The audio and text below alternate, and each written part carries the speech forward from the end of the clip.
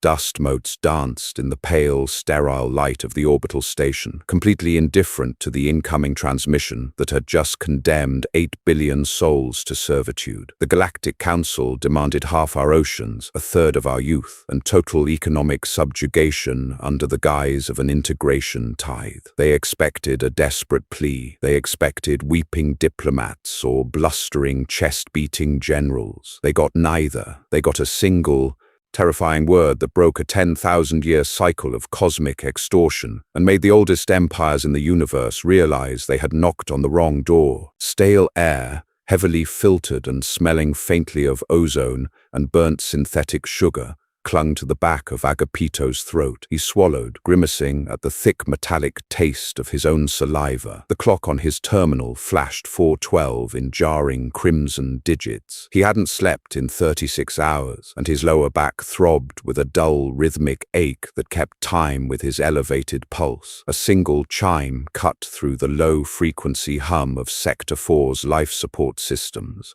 Agapito stared at the console. The screen was black, save for a pulsing silver emblem in the center, an interlocking geometric pattern representing the Galactic Council. It was elegant, symmetrical, utterly alien to the chaotic, messy reality of Earth's frantic push into the stars. He leaned forward, the synthetic leather of his chair squeaking in the quiet room, his fingers, calloused from years of gripping styluses and nervously picking at his cuticles, hovered over the flashing decryption key. He didn't want to press it. His stomach soured, a sharp spike of acid burning its way up his esophagus. He knew what the message was. The entire diplomatic corps knew it was coming. The welcome to the neighborhood tax. The older species didn't conquer. They assimilated. They drowned new civilizations in red tape, trade embargoes, and protection quotas until the newcomers hollowed themselves out from the inside, handing over their resources with a polite, desperate smile. Agapito tapped the glass. The screen flared, casting harsh, bluish-white light across his stubble-darkened face. Lines of translated text scrolled downward. Agapito didn't read them as much as he let the shape of the paragraphs wash over him. The council's legalese was dense, flowery, and wrapped in layers of condescending benevolence. They spoke of harmonious contribution, generational stewardship, and mutual prosperity. But Agapito had spent 30 years dissecting treaties. He knew how to strip the meat off the bone. Item 4. The redirection of 50% of aqueous planetary reserves within 2 solar cycles. Item 9. The mandatory enrollment of 33% of the planetary population, ages 16 to 24, into the Council Auxiliary Vanguard. Agapito stopped reading. The soft blue glow illuminated the deep bags under his eyes. He didn't feel a sudden surge of patriotic rage. He didn't slam his fist against the desk or curse the alien overlords. He just felt incredibly, unbearably tired. A cold sweat broke out along his hairline, making his skin itch. They wanted half the water. They wanted a third of the kids to die in whatever border skirmishes the council couldn't be bothered to fight themselves. He reached for his mug. The coffee inside was room temperature, a sludgy, bitter liquid that tasted like roasted dirt. He drank it anyway, welcoming the harshness. It was something real, something grounding amidst the absolute absurdity glowing on the screen in front of him. The heavy blast door to his office slid open with a pneumatic hiss. Desmond Hayes stumbled in, his normally immaculate suit rumpled. His tie hung loose, exposing a collar dark with sweat. Desmond smelled of expensive cologne, trying and failing to mask the sharp, pungent odor of sheer panic. He carried a datapad clutched to his chest like a shield. "You saw it," Desmond said. His voice was too loud for the quiet room, breathy and ragged. He didn't wait for an answer. He paced the narrow length of the office, his expensive leather shoes scuffing the utilitarian grated floor. "They sent the same packet to my office and to the Defense Ministry. God, Agapito. Half the oceans, millions of kids. It's a death sentence wrapped in a bow." Agapito slowly set his mug down. The ceramic clicked sharply against the metal desk. "Stop pacing, Desmond. You're scuffing the floor." Desmond stopped, staring at Agapito with wide, bloodshot eyes. Are you out of your mind? Did you not read the annexes? If we don't comply within 72 hours, they initiate a quarantine. Total blockade. They'll shut down the jump gates. We'll starve in a month. The global markets are already reacting to the rumors. The Euro-Asian exchange is down 4,000 points. People are rioting in Sector 1. Agapito rubbed the bridge of his nose, feeling the oily slick of unwashed skin under his fingertips. A blockade is the least of our worries. The quarantine protocol allows them to use kinetic strikes on unauthorized launches. They'll just drop rocks on us until we say please. So we negotiate. Desmond moved to the desk, slamming his hands flat against the cold metal. We offer 20% of the water. We negotiate the conscription age. We stall. We form a subcommittee. That's what we do, Agapito. We are diplomats. We talk until the blade gets dull. You can't negotiate with a machine that only knows how to crush, Agapito murmured, looking past Desmond to the bleak, star-speckled void outside the reinforced viewport. The stars looked cold tonight, distant. They don't want a compromise, Desmond. The extremity of the demand is the point. They want to break us immediately. If we negotiate, we legitimize the premise that they have the right to take anything at all. Desmond's face flushed red, a stark contrast to his pale, trembling lips. If we don't legitimize it, they'll vaporize Geneva. Do you want to be the man who tells 8 billion people they have to die for pride? It's not pride, Agapito whispered, finally looking up. The exhaustion in his eyes was so profound it made Desmond take a physical step back. It's math. We give them the kids now. They'll want more in 10 years. We bleed out slowly, or we bleed out fast. The secure bunker beneath the orbital station's command deck felt like a tomb. It was cramped, the ceiling too low, the lighting a sickly, flickering, fluorescent yellow. The air scrubbers here were older, groaning with a mechanical wheeze every few seconds. It smelled of gun oil, dust, and the sharp, acidic tang of cheap synthetic nicotine. Bellamy Carver stood in the corner, rhythmically flicking a silver lighter open and closed. Clack, hiss, the sound scraped against Agapito's frayed nerves like sandpaper. She wore the dark charcoal fatigues of Earth Fleet logistics, the fabric stiff with starch and sweat. Bellamy didn't look like a savior. Her iron-gray hair was pulled back into a severe, painful-looking bun, and the deep lines around her mouth spoke of a lifetime spent calculating acceptable losses. She looked over at Agapito, her eyes flat, deadened by the data she had been reviewing for the past hour. "Stop flicking the lighter, B," Desmond muttered, slumped in a plastic folding chair that seemed wholly inadequate for his frame. He had loosened his tie further. The panic had drained out of him, leaving only a hollow, nauseated dread. Bellamy snapped the lighter shut and shoved it into her pocket. She walked over to the central tactical holotable, her boots thudding heavily against the deck. She didn't bother bringing up the planetary defense grid. There was no point. "I ran the simulations," Bellamy said, her voice a dry rasp. She sounded like she had swallowed glass. "Assuming they deploy a standard subjugation fleet, 3 dreadnoughts, 50 escorts,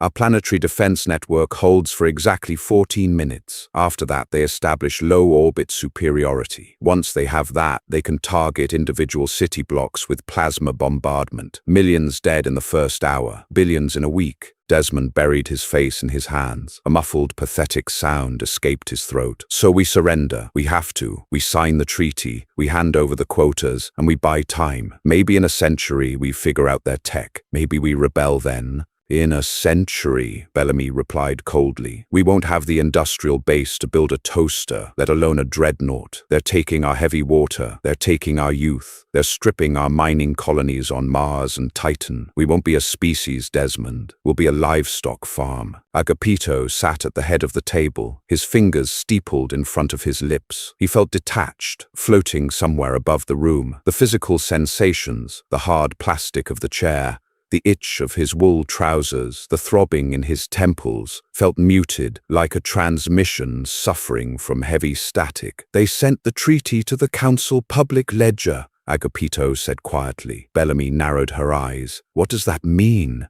It means it's theater, Agapito explained, dragging a hand down his face. The stubble felt like wire against his palm. The council operates on prestige and fear. They broadcasted the demands to the other vassal species. They are making an example of us, the new kids on the block, getting put in their place. If we beg, they broadcast the begging. If we negotiate, they broadcast our weakness. And if we fight, they broadcast our slaughter, Desmond shot back. Looking up, his eyes were wet. Agapito, I have a daughter. She's 18. She falls right into their conscription window. I am not sending her to die on some alien world, and I'm not letting her burn in nuclear fire here. There has to be a middle ground. There is no middle ground when a boot is on your neck, Desmond, Bellamy said, leaning over the table. You either lick the soul, or you try to bite the leg, but my teeth aren't sharp enough. She tapped the metal rim of the hollow table. We don't have the guns. We just don't.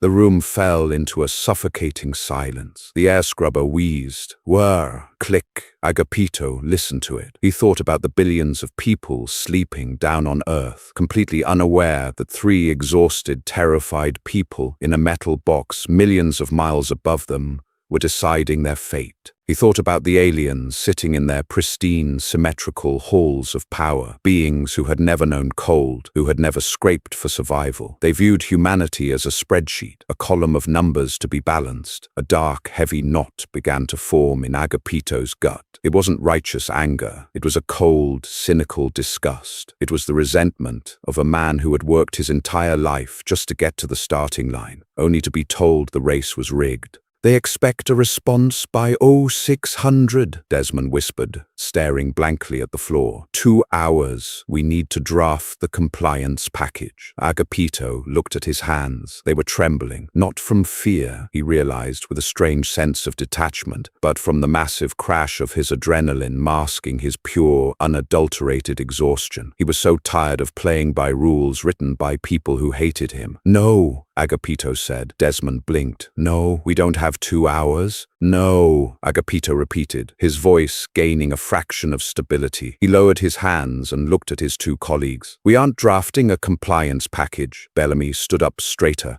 a frown creasing her forehead. Agapito, I just told you, we cannot fight them. If you send a declaration of war, you are pulling the trigger on the human race. I'm not sending a declaration of war, Agapito said, slowly standing up. His joints popped in the quiet room. A declaration of war is a political tool. It acknowledges their rules of engagement. It acknowledges them as peers. Then what are you doing? Desmond asked, his voice pitching high with renewed panic. I am going to respond to their demand, Agapito said, walking toward the secure communications console at the far end of the bunker. The heavy metal boots of his suit felt like they were made of lead. Every step took conscious effort. They want a show for their vassal states? Fine, we'll give them one. The communications console was an older model, all bulky switches and heavy tactile keyboards. It smelled of warm dust and heated circuits. Agapito rested his hands on the edge of the console. The metal was cool. It grounded him. Bellamy and Desmond came up behind him. Agapito could hear Desmond's shallow, rapid breathing and smell the sharp tang of Bellamy's sweat. Agapito, Bellamy warned, her tone low and dangerous. Do not act unilaterally. You are the ambassador, but you do not have the authority to damn us all. We need to consult the global parliament. The parliament will debate for 3 weeks. Panic and then surrender, Agapito said, his fingers hovering over the keyboard. You know it, I know it. By the time they draft a response, the quarantine will be active. The markets will crash. Governments will turn on each other, and the council will just walk in and pick up the pieces without firing a shot. That's their playbook. Chaos from within. So, what's your plan? Desmond begged, grabbing Agapito's shoulder. His grip was surprisingly strong, his fingers digging painfully into Agapito's collarbone. What are you going to send them? Agapito looked at the blinking cursor on the screen, the vast, empty white space of the diplomatic channel. He thought about a long, eloquent refusal, a speech about human dignity, about the indomitable spirit of Earth. He imagined typing out paragraphs citing intergalactic law, morality, and the fundamental rights of sentient beings. And then he scoffed, a dry, bitter sound that echoed in the small room. Words. The council loved words. They weaponized them. If Agapito sent an essay, they would dissect it. They would find the loopholes, mock the sentiment, and use it as proof of humanity's primitive emotional instability. They expect a negotiation, Agapito said softly, watching the cursor blink. On, off, on, off. They expect us to bargain, to offer 20% instead of 50%, to beg for our children. They want to see us grovel. It validates their superiority. He shrugged off Desmond's hand. If we give them anything, we are livestock. If we give them a speech, we are entertaining livestock. Agapito reached out and pressed his index finger against the heavy mechanical keys. The resistance of the springs beneath the plastic caps felt incredibly satisfying. Clack, he pressed another key. Clack, he hit the period. Clack, he stepped back.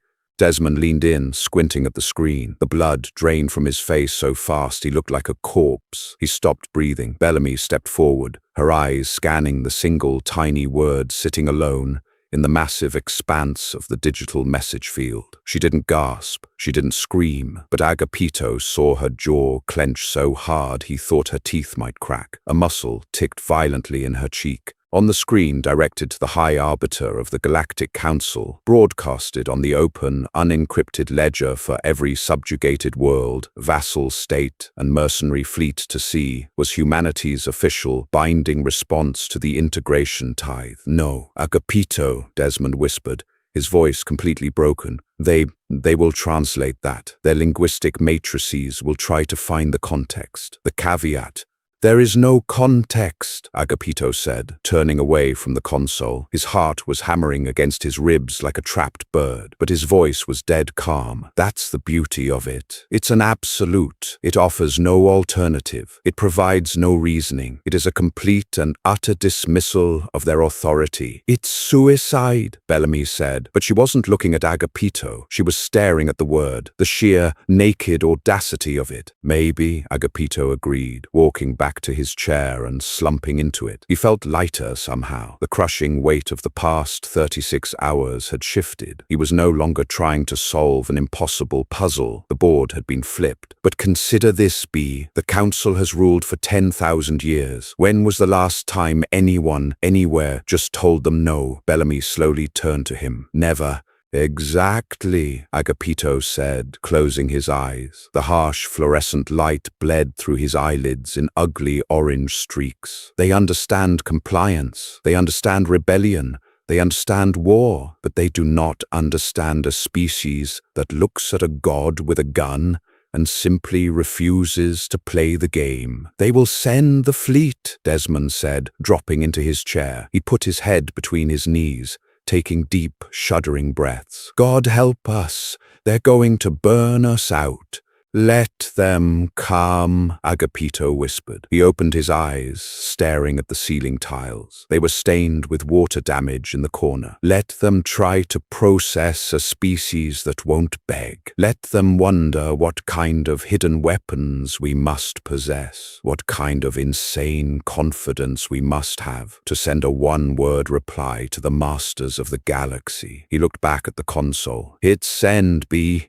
Bellamy Carver stood motionless for 5 long seconds. The air scrubber wheezed. Desmond sobbed, a quiet, pathetic sound. She reached out. Her hand didn't shake. Her finger rested on the heavy red transmission key. She looked at Agapito one last time, her expression unreadable, a mixture of profound dread and a strange, cynical respect. She pressed the key. The console chimed, a cheerful, upbeat, synthetic sound that announced the message had cleared the orbital buoys and was speeding toward the heart of the Galactic Council at faster-than-light speeds. It was done. The 10,000-year silence of unquestioned obedience had just been shattered by 2 letters. Agapito leaned his head back, finally allowing the exhaustion to pull him under. His stomach still churned. His back still ached. He didn't feel like a hero. He felt like a man who had just jumped out of an airlock without a suit. But as he drifted into a fitful, dark sleep, one thought brought a tiny, grim smile to his face. Right now, trillions of light years away, some pompous alien bureaucrat was about to choke on their own arrogance. 72 hours bled away like dirty water down a rusted drain. Inside the command bunker, time lost all conventional meaning, replaced by the relentless, mocking countdown on the primary display screen. Agapito had slept in jagged, 15-minute increments, usually waking with a violent start, his heart hammering against his ribs, his mouth tasting like old pennies. He felt feral. His skin was coated in a thin, greasy film of cold sweat, and his clothes stuck to him in uncomfortable patches. The air scrubbers had finally given up trying to filter out the sharp, sour stench of human terror. It hung in the room, heavy and thick. Desmond hadn't spoken in 2 days. He sat in the corner, a localized black hole of despair. He had stopped wearing his suit jacket, and his white shirt was deeply wrinkled, stained with spilled coffee and dried sweat. He spent his hours staring at a small, holographic projection of a blonde girl graduating from secondary school. The holo cycled on a loop: smile, wave, fade, smile, wave, fade. The tiny, tinny audio of cheering crowds scraped against the walls of the bunker. Agapito wanted to smash the projector. He didn't. Bellamy was a machine operating on pure spite. She stood at the tactical holotable, her posture rigid, her eyes sunken deep into dark, bruised sockets. She was running defensive simulations, rerouting power grids, calculating orbital trajectories for the few kinetic defense platforms Earth possessed. It was busy work, arranging deck chairs on a sinking ship. They all knew it. The countdown clock hit 0005, 5 minutes until the Galactic Council's deadline expired. Agapito walked over to the small hygiene station built into the wall. He turned the tap. The water sputtered, coming out lukewarm and cloudy. He cupped his hands, splashing it over his face, gasping at the shock. He grabbed a rough paper towel and scrubbed his skin until it burned, trying to rub away the suffocating exhaustion. He walked back to his chair. The synthetic leather felt cold through his trousers. He stared at the screen. 0003. "They'll target the capitals first," Bellamy said. Her voice lacked any inflection. It was just a statement of logistical fact. "Geneva, Washington, Beijing, London. Decapitation strikes to cripple the command structure. Then they'll hit the orbital tethers. Will it hurt?"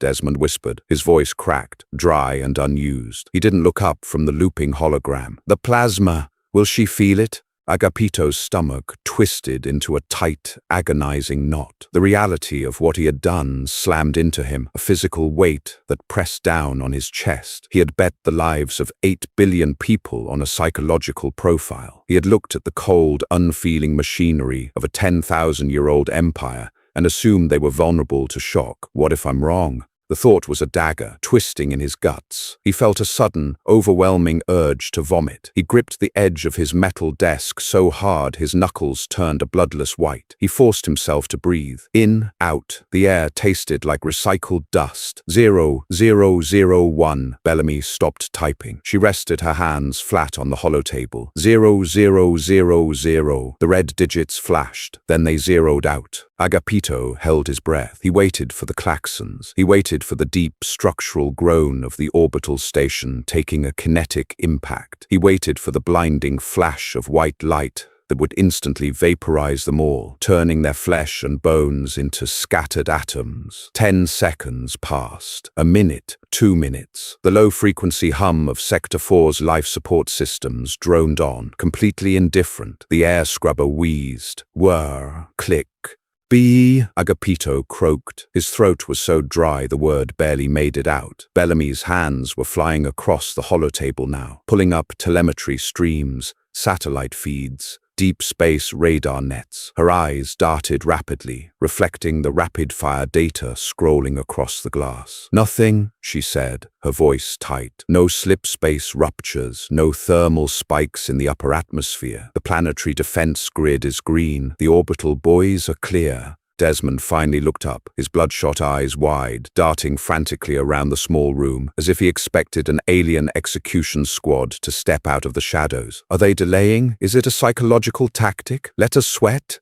The council doesn't do psychological tactics with vassals, Agapito said. He slowly uncurled his fingers from the desk. His hands were shaking violently now. The adrenaline was hitting him again, a toxic, burning rush. They don't care enough to make us sweat. If the deadline passes, they strike. That's the protocol. Then where are they? Bellamy demanded, pulling up the deep space telemetry from the Oort cloud perimeter arrays, the dark edge of the solar system where the sun was just a bright star in a sea of black. Agapito stared at the massive screen, his mind struggling to process the absence of fire. He had been so ready to die. His body had prepared for the end, flooding his system with cortisol and panic, and now it had nowhere to go. He felt lightheaded. Maybe the message didn't transmit, Desmond babbled, standing up, the hologram of his daughter finally shutting off as he dropped the projector. Maybe a solar flare scrambled it. Maybe they haven't seen it yet. They saw it, Bellamy muttered, pointing a stiff finger at the holotable.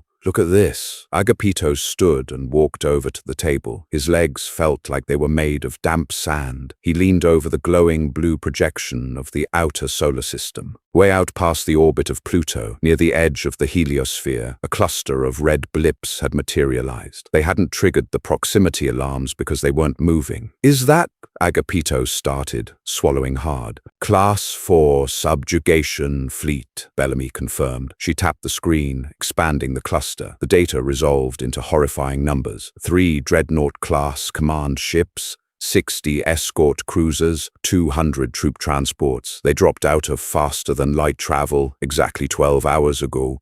12 hours? Desmond practically shrieked, rushing to the table. He grabbed the metal railing, his knuckles white. They've been sitting in our system for half a day? Why haven't they moved? They could be in Earth's orbit in an hour if they pushed their sublight engines. Agapito stared at the red blips. They were holding a perfect static formation, a sphere of overwhelming civilization-ending violence, just floating in the dark, doing absolutely nothing. A slow, creeping realization began to spread through Agapito's chest. It wasn't relief, it was a cold, sharp clarity. They halted, Agapito whispered. Why?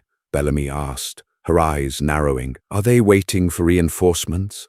You don't need reinforcements to crush a species that still uses chemical rockets to get to orbit, Agapito said. He looked up, meeting Bellamy's hardened gaze. A grim, terrifying smile tugged at the corner of his chapped lips. They didn't halt for logistics, B. They halted because of the bureaucracy. The silence from the fleet lasted another agonizing 48 hours. The global parliament down on Earth had finally figured out what was happening. The encrypted channels were practically melting down with furious demands, threats of treason, and panicked inquiries from prime ministers and presidents. Agapito ignored them all. He locked the bunker doors from the inside, overriding the station's master security protocols. He wasn't about to let a committee of terrified politicians undo the only leverage humanity had ever manufactured. They're threatening to send Marines to breach the door, Desmond said, sitting on the floor with his back against the cold steel bulkhead. He was eating a vacuum-sealed ration bar, chewing the dry, tasteless paste with mechanical disinterest. The premier of the Euro-Asian bloc says he'll have you court-martialed and shot before the aliens even get here. Let them try, Bellamy grunted. She was field-stripping, a standard-issue sidearm on the holotable, the sharp, metallic snick-clack of the slide providing a steady rhythm to the tense room. She smelled strongly of gun oil and stale sweat. This bunker is rated to withstand a direct tactical nuke. A breaching charge won't even scratch the paint.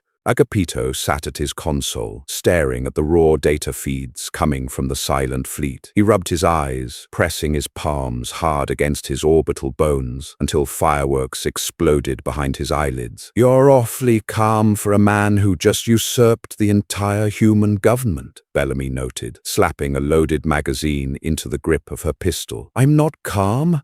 I'm terrified, Agapito admitted softly. He dropped his hands. His vision was blurry. But I'm also right. Look at the fleet.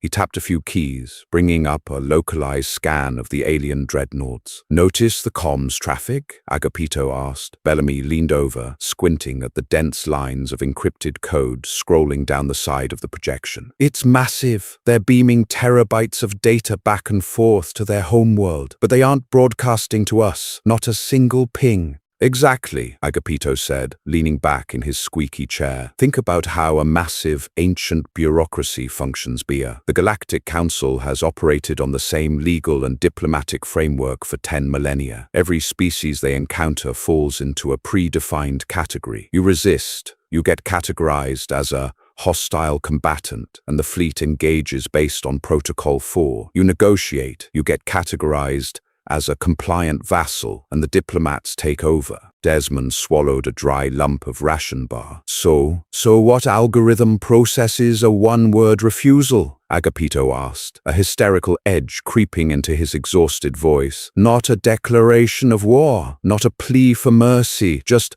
no. It doesn't fit the spreadsheet." Bellamy slowly set her pistol down. "You think they stopped because they literally don't have a protocol for this?" "I think," Agapito said, pointing a trembling finger at the red blips, "that we just threw a wrench into a machine that has never encountered friction." That fleet commander looked at our response. He looked at his rulebook, and he couldn't find a matching legal justification to glass a planet that refused to officially declare war. "That's insane," Desmond breathed. "They're aliens, Agapito, not tax auditors. They have guns. They don't need a form signed in triplicate to shoot us." "Every empire needs a justification, Desmond, especially the old ones," Agapito countered, the cynical weight of his 30-year career pushing him forward. "If a fleet commander annihilates a newly discovered species without proper legal authorization from the High Arbiter, he risks his entire bloodline. They operate on rigid, unbreakable precedent. We broke the precedent. We gave them a syntax error." The console beeped. It wasn't a klaxon. It wasn't a warning siren. It was the soft, polite chime of an incoming low-bandwidth text transmission. The sound was so mundane it made Agapito flinch violently, his knee slamming into the underside of his desk. Pain flared up his thigh, sharp and grounding. Bellamy was at the console in 2 strides, pushing Agapito's chair out of the way. She hovered over the keyboard, her eyes locked on the primary display. "It's from the command dreadnought," Bellamy whispered, her voice dropping an octave. "Unencrypted, text only. Read it," Desmond said, scrambling up from the floor, leaving his ration bar in the dust. He crowded behind them, his breathing loud and raspy in Agapito's ear. Agapito stared at the screen as the translation software chewed on the alien syntax. A loading bar pulsed for 3 agonizing seconds. Then the text snapped into focus. It wasn't a demand for surrender. It wasn't a target list. Sender, Fleet Commander Vael Rock, 7th Subjugation Flotilla. Recipient, Earth Diplomatic Vanguard. Message, your transmission, ref, no, has been received. Linguistic matrices indicate an incomplete data packet. Please resubmit the remainder of your diplomatic declaration, including your formal terms of engagement, surrender provisos,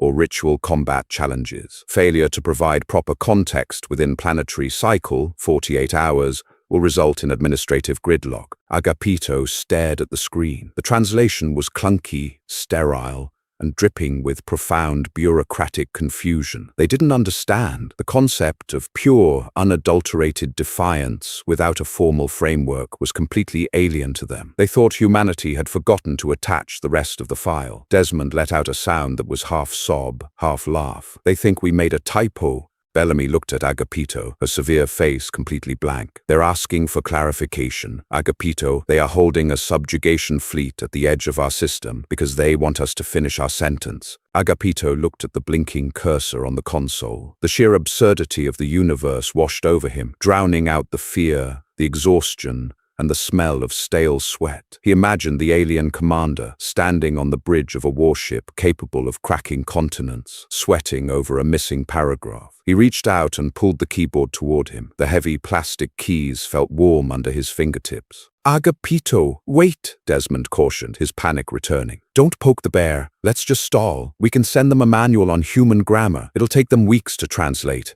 No, Agapito said. The exhaustion was gone, replaced by a cold, razor-sharp focus. The contradictions inside him, the cowardice and the bravado, the cynicism and the desperate hope fused together into a singular, undeniable truth. They had the high ground, not through superior firepower, but through the sheer, baffling weight of human obstinance. "What are you typing?" Bellamy asked, leaning in. Agapito didn't hesitate. He didn't draft a speech. He didn't formulate a treaty. He simply addressed the alien commander's confusion with the exact same terrifying clarity that had stopped the fleet in the first place. His fingers hammered the keys. Clack, clack, clack. He hit the send button. The console chimed its cheerful, synthetic note. The message shot into the void, a digital spear aimed directly at the heart of the Council's rigid dogma. Desmond stared at the screen, reading the newly sent message. He buried his face in his hands, but this time, Agapito noticed, his shoulders were shaking with silent, disbelieving laughter. On the screen, humanity's second official diplomatic transmission to the oldest, most powerful empire in the galaxy read, "Message received, packet complete. The answer remains no. Do not ask again." Thud. The heavy, reinforced titanium of the bunker door shuddered. Dust, gray and fibrous, rained down from the ceiling tiles, coating the tactical holotable in a fine powder. Thud. "That's a kinetic breaching ram," Bellamy noted. She didn't sound alarmed. She sounded like a mechanic diagnosing an engine knock. She stood 10 feet from the door, a service pistol hanging loosely at her side. The safety clicked off. "The global parliament finally grew a spine. Pity they're using it on us." Agapito didn't turn around. He kept his eyes locked on the primary display. His neck was so stiff it felt fused, the muscles screaming in protest every time he swallowed. "How long until they break through?"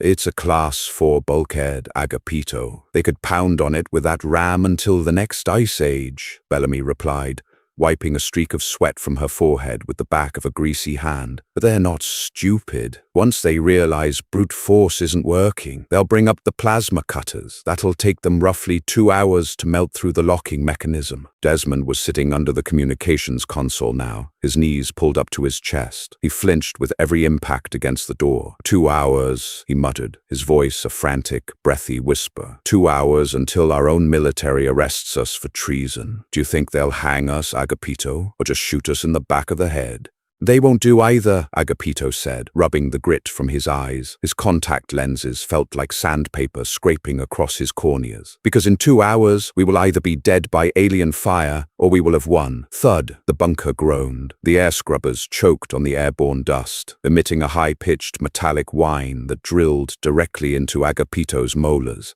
He was fighting a two-front war. Out there, past the orbit of Pluto, a fleet of godlike warships was paralyzed by a grammatical anomaly, and right outside his door, the terrified leaders of Earth were trying to break in so they could grovel. It was pathetic. It was profoundly, deeply human. The urge to submit, to trade a slow death for immediate safety, was baked into their DNA. Agapito looked at his own hands. They were trembling again, a fine, uncontrollable tremor in his fingers. He wasn't a soldier. He was a bureaucrat who had spent 30 years arguing over tariff margins on lunar helium exports. He had a mortgage. He had a bad back. He was completely out of his depth, surfing a wave of pure, unfiltered audacity. "They're changing frequencies," Bellamy said abruptly, turning her attention back to the deep space radar nets. She holstered her pistol with a sharp snap. Agapito's stomach dropped. The cold, leaden weight of terror settled heavily in his pelvis. "Are they spinning up their weapons?"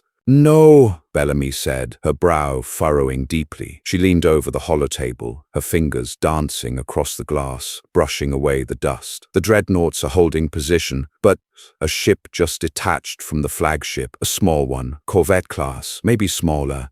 Desmond scrambled out from under the desk, hitting his head on the metal edge. He didn't seem to notice. He gripped the edge of the holotable, staring at the tiny, moving green dot that had separated from the wall of red. "Is it a bomber?" "It's not accelerating to attack speed," Bellamy said, her voice tight with confusion. "It's moving slow, deliberate, and it's broadcasting an unencrypted handshake protocol on every known human frequency. Agapito stood up. His knees popped in the suffocating quiet of the room. The breaching ram at the door had temporarily stopped, leaving behind a ringing silence. "They aren't shooting," Agapito said. The words tasted metallic on his tongue. "They want to talk. They want to look at us," Bellamy corrected, pointing to the primary communications terminal. "The handshake protocol is for a high-bandwidth, bi-directional visual link. They want a face-to-face." Desmond let out a ragged breath. "We don't answer. We stay dark. Let them guess." "No," Agapito said, walking toward the console. Every step felt impossibly heavy, as if the gravity plating had suddenly doubled its pull. "If we stay dark, we look like we're hiding. We look terrified. If you tell a god no, you have to look it in the eye when you do it." He sat down in his chair. It squeaked, a pathetic, mundane sound against the backdrop of an impending cosmic reckoning. "Patch it through, B." Bellamy didn't argue. She tapped the console. The main screen above Agapito's desk flickered. The static hissed, a harsh burst of white noise that made Desmond wince. Then, the static resolved. The screen filled with the interior of an alien vessel. Agapito forced himself to breathe. In, out, do not blink, do not show teeth.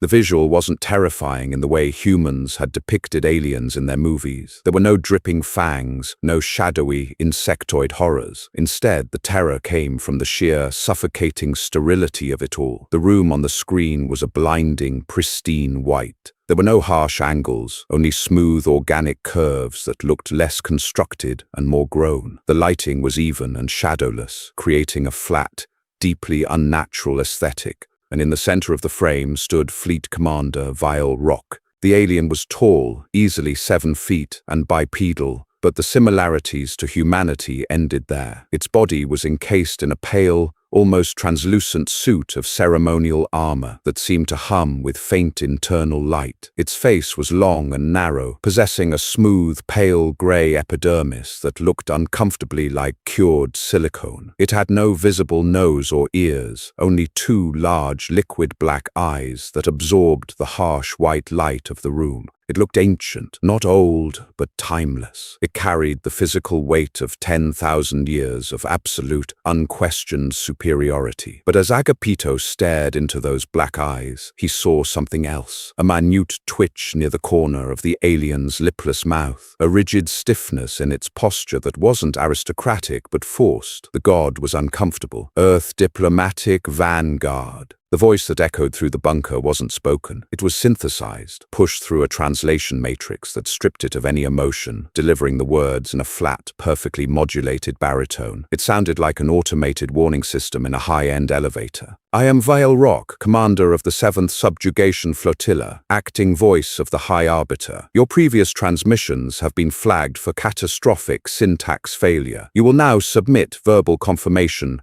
of your compliance package. Failure to do so will result in planetary orbital bombardment. Protocol 4. Agapito leaned forward. He didn't bother straightening his rumpled shirt. He let the bags under his eyes and the dark, greasy stubble on his jaw serve as his diplomatic uniform. He wanted the alien to see the mess. He wanted it to see the exhaustion. "My transmissions were perfectly clear, Vile Rock," Agapito said. His voice was raspy, lacking the booming authority of the translation matrix, but it was steady. He dug his fingernails into his own thighs under the desk to keep his hands from shaking. "The answer to your integration tithe is no." The alien remained perfectly still for 3 long seconds. The translation matrix hummed quietly in the background. The concept no without an attached counterproposal or formal declaration of hostilities is legally null, the synthesizer droned. It is not a recognized state of being. You cannot refuse the tithe without initiating Protocol 7, Total War. Agapito felt a dark, cynical smile crack across his dry lips. He was right. He had pinned a 10,000-year-old empire on a technicality. "I don't care about your protocols," Agapito said softly. "I didn't declare war. I just denied your request. If you want our water, and you want our children, you are going to have to murder 8 billion people to take them, without a treaty, without a formal declaration.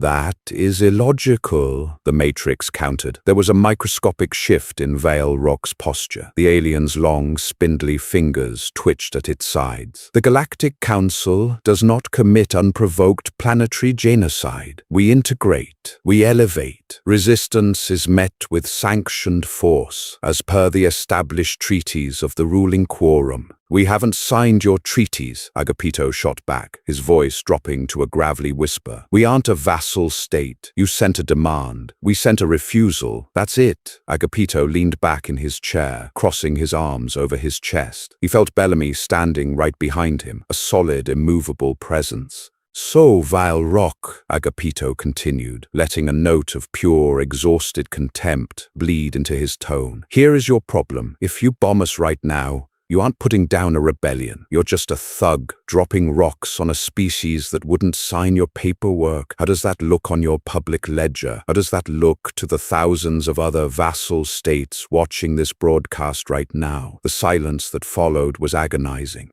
Desmond was holding his breath so hard his face was turning a mottled purple. The high-pitched whine of the breaching plasma cutter suddenly started at the bunker door, a screeching hiss of superheated gas eating through titanium. Earth's leaders were trying to break in and surrender, entirely unaware that Agapito had just backed the alien fleet into a corner. Vile Rock's large black eyes seemed to dilate, staring through the screen directly at Agapito. For the first time, the alien didn't rely on the synthesizer. It spoke in its native tongue, a series of sharp, melodic clicks and low, resonant thrums that vibrated in Agapito's chest. The translation matrix took a moment to process the raw emotion before spitting out the flat, baritone English. You are attempting to leverage our own legal foundation against us. You are utilizing bureaucratic gridlock as a shield. This is highly irregular. It is insubordinate. It's effective, Agapito corrected. You can't shoot us without breaking your own laws. And if you break your own laws, the Council loses its absolute authority over the rest of the galaxy. If you shoot us, you prove that the treaties are meaningless, and you are nothing but tyrants. Agapito uncrossed his arms and leaned into the microphone, his bloodshot eyes locked onto the alien commander. You're not a god, Vale Rock. You're a middle manager with a big gun, terrified of a compliance audit. So I suggest you turn your fleet around, go back to your High Arbiter, and tell them that Earth respectfully declines their invitation. The plasma cutter at the bunker door shrieked, a shower of orange sparks briefly illuminating the edges of the room. The thick metal was turning a bright, angry cherry red. They had maybe 20 minutes before the door gave way. Vile Rock stared at Agapito. The alien didn't display human anger. There was no snarling, no pounding of fists, but the absolute stillness of its form radiated a profound, systemic shock. It was processing a paradox that its civilization hadn't encountered in millennia. The High Arbiter will not accept this, the translation matrix finally relayed. Your planet will be blockaded, quarantined. You will starve in the dark. Then we starve in the dark as free men, Agapito said, his voice hard. But we will not be your livestock. Agapito didn't wait for a response. He reached out and slammed his palm onto the disconnect switch. The screen snapped to black. The harsh white light of the alien ship vanished, plunging the bunker back into the sickly yellow glow of the failing fluorescent bulbs. Agapito sat perfectly still, his hand hovering over the console. His heart felt like it was trying to crack his ribs open. He had just hung up on the commander of an alien subjugation fleet. My God, Desmond whispered, staring at the black screen. You didn't just tell them no, you called them out. You told them they were cowards. I told them they were bound by their own red tape, Agapito said, his voice trembling so violently he could barely form the words. The adrenaline crash hit him like a physical blow. He slumped forward, resting his forehead on the cool metal of the desk. I just bet the survival of our species on the hope that alien lawyers are as terrified of precedent as human ones.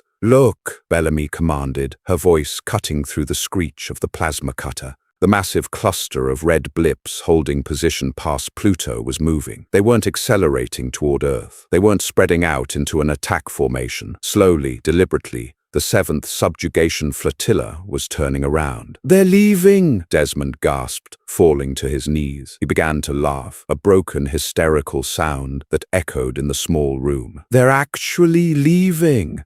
They're retreating to a safe distance," Bellamy corrected, though her iron-grey eyes were wide with disbelief. "They're falling back to the Oort cloud. They are establishing a quarantine perimeter, but they aren't firing." Agapito closed his eyes. The screech of the plasma cutter behind him was deafening now, the heat of the melting door radiating into the room. Earth's forces were about to burst in to arrest him for dooming the planet. He didn't care. Let them arrest him. Let them scream and panic and try to send compliance packages. It didn't matter anymore. Humanity hadn't fired a single shot. They hadn't launched a single missile. But with one word and a profound, cynical understanding of bureaucracy, they had just forced the oldest empire in the universe to blink. The bunker door did not open. It died. A blinding actinic flare of blue-white light punched through the center of the heavy titanium, followed immediately by a wave of heat so intense it felt like opening an industrial oven. The screech of the plasma cutter reached a fever pitch, vibrating in Agapito's dental work before cutting off with a heavy,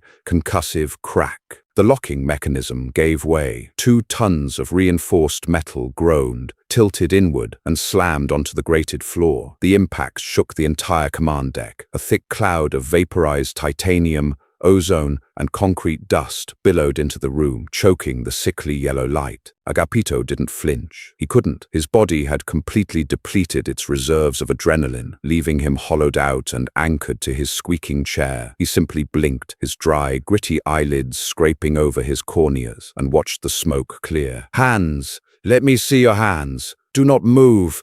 The voices were raw, amplified by helmet speakers, overlapping in a chaotic chorus of human panic. Dark shapes moved through the smoke. Red laser sights pierced the haze, dancing frantically across the walls, over the tactical holotable, and finally settling on Agapito's chest. 4 ruby dots rested right over his sternum. He didn't raise his hands. They remained flat on his desk, his fingers resting loosely near the keyboard. He felt a detached, clinical curiosity at the fact that his hands had finally stopped shaking. Heavily armored Marines flooded the small room. Their boots crunched loudly over the cooling slag. They smelled of sweat, weapon propellant, and terrified urgency. 2 of them flanked Bellamy, who had raised her hands slowly, her service pistol left deliberately on the hollow table. They forced her to her knees, zip-tying her wrists with sharp, brutal efficiency. Desmond was still on the floor, curled into a fetal position, weeping softly into his forearms. They didn't even bother restraining him. A single Marine just stood over him, rifle pointed downward. A tall man, in the dark blue dress uniform of Earth Defense Command, strode through the breached doorway. He didn't wear a helmet. His face was a mask of furious, apoplectic rage. His cheeks flushed a deep, mottled purple. General Thomas Bradley. Bradley marched directly toward Agapito, his heavy boots kicking aside a chunk of melted door. He slapped his hands down on Agapito's desk, leaning in so close Agapito could smell the stale coffee and peppermint on his breath. "Romero!" Bradley snarled, a fine mist of spit hitting Agapito's cheek. "You arrogant, suicidal son of a bitch. You have killed us. You have killed my family. Where are the override codes? Give me the console access now, or so help me God, I will execute you for treason right here and do it myself." Agapito looked at the general. Bradley was a man who understood kinetic force. He understood troop movements, kill-death ratios, and the absolute mathematics of a firefight. He did not understand the weaponization of a legal loophole. "You're late, Tom," Agapito whispered. His voice was a dry, scraping rasp. It hurt to speak. "The deadline passed 20 minutes ago."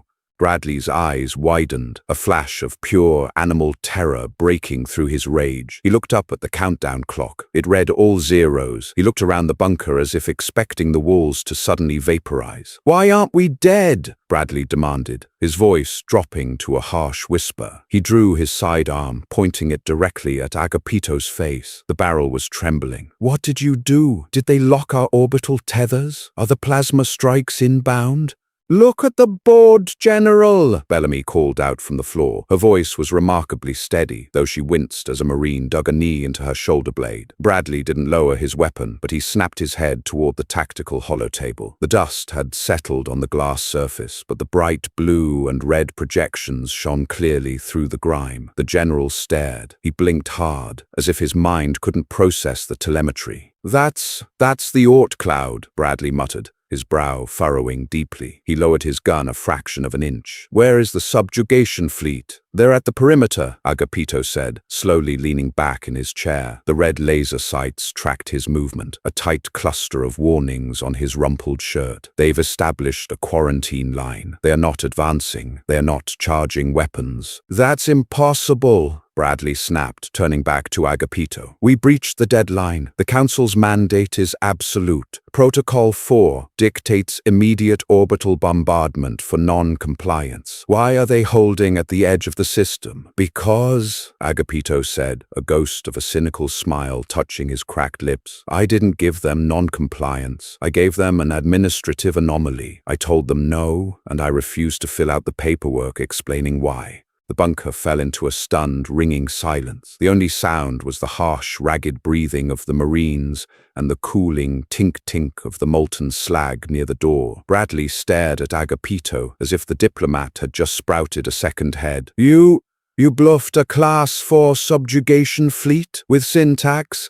"I didn't bluff," Agapito corrected softly. He reached up and rubbed his temples, the grease and sweat on his skin smearing under his fingertips. "I just reminded them that they are a bureaucracy first and an empire second. If they shoot us without a formal declaration of war or a signed refusal of terms, they violate 10,000 years of their own legal precedent. They lose their mandate of heaven. They become common thugs in front of every vassal state watching the ledger." "So they retreated?" Bradley asked, his voice hollow. The gun in his hand sagged completely, pointing at the floor. "They established a blockade," Bellamy clarified from her knees. "They are waiting for their lawyers to figure out how to legally murder us. It might take them a week, it might take them a century."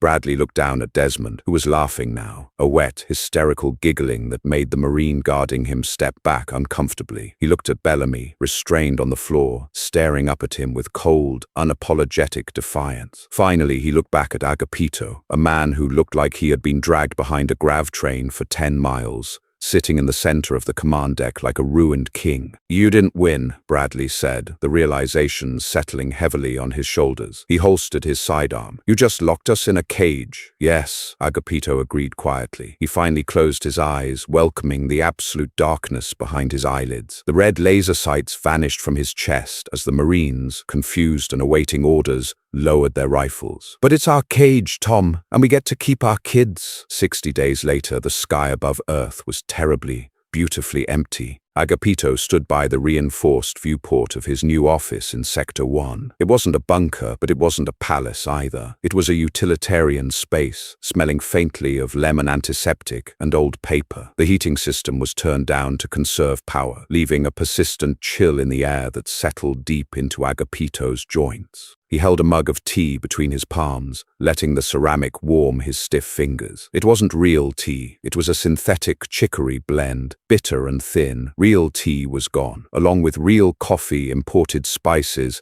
and the rare earth metals required to keep consumer electronics cheap. The blockade was absolute. Beyond the orbit of Pluto, the 7th Subjugation Flotilla sat in perfect, motionless formation, a ring of silent sentinels locking humanity inside its own solar system. No ships came in, no ships went out. The intergalactic jump gates had been powered down by the Council. Earth had plunged into an immediate, brutal economic depression. Panic had swept through the major cities, resulting in riots, rationing, and a vicious political upheaval that had nearly torn the global parliament apart. The fear of starvation was a heavy, suffocating blanket that lay over the entire planet. But there was no alien fire. There were no conscription ships landing in the city squares to drag screaming teenagers into the dark. The oceans still roared, full and heavy, The door to Agapito's office hissed open. Bellamy walked in. She was no longer wearing the starch-stiffened fatigues of Earth Fleet logistics. She wore a thick wool civilian sweater, though her posture remained as rigid and uncompromising as ever. She carried a stack of physical paper folders. Digital storage was being heavily rationed for essential infrastructure. "The Euro-Asian bloc is threatening to secede again," Bellamy announced, dropping the folders onto Agapito's desk. The heavy thwack of the paper echoed in the quiet room. "They want to send an emissary ship to the quarantine line. They want to offer up a partial tithe to lift the blockade. 10% of the water, just to get the trade routes open."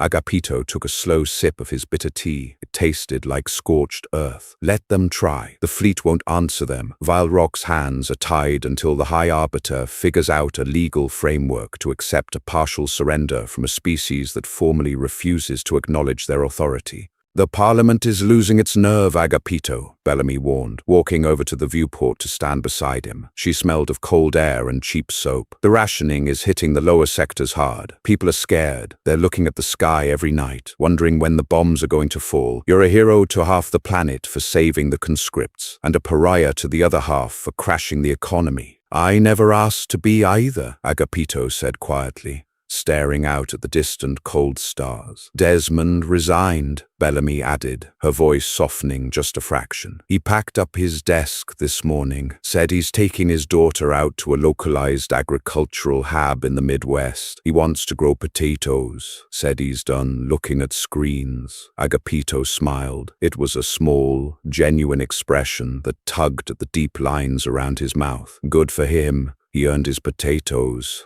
Bellamy turned her head, looking at Agapito's profile. He looked older. The 60 days had aged him 10 years. The grey in his hair had overtaken the dark, and his shoulders held a permanent slump. "How long do we have?" Bellamy asked. There was no military precision in her voice now. It was just a deeply human question, raw and uncertain, before they find their loophole, before they rewrite their laws and come down here to wipe us out. "I don't know," Agapito admitted. He leaned his forehead against the cold glass of the viewport. The chill seeped into his skin, grounding him. "A year, 10 years, a century. Bureaucracies move slowly when they have to admit they made a mistake. They have to convene councils, draft amendments, debate the ethical ramifications of slaughtering a species that technically hasn't broken the law, only ignored it. And in the meantime, we freeze, we starve a little, we fight over scraps," Agapito said, pulling back from the glass. He turned to look at the towering stack of paperwork on his desk, the mundane, agonizing reality of keeping a quarantined planet from tearing its own throat out. "But we do it on our own terms. We figure out how to build better ships without their tech. We figure out how to grow food in the dark." He set his mug down next to the folders. "They wanted to assimilate us, B. They wanted to make us part of their machine, a cog. But you can't put a broken gear into a pristine engine. So we stay broken. We stay loud and messy and defiant. And we make them realize that the cost of fixing us is entirely too high." Bellamy stared at him for a long moment. Then slowly the severe lines of her face cracked, and she let out a short, dry huff of laughter. It was a cynical sound, completely devoid of joy, but rich with a grim, shared understanding. "They really have no idea what they've locked themselves in a room with, do they?" she murmured. "None at all," Agapito said. He looked back out the window. The universe was massive, ancient,